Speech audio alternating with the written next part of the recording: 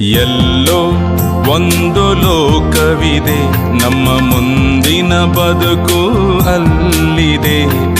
ಎಲ್ಲೋ ಒಂದು ಲೋಕವಿದೆ, ನಮ್ಮ ಮುಂದಿನ ಬದುಕು ಅಲ್ಲಿದೆ.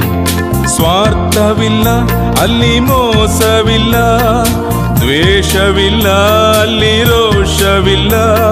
ಪ್ರೀತಿ ಬಿಟ್ಟರೆ ಬೇರೇನಿಲ್ಲ.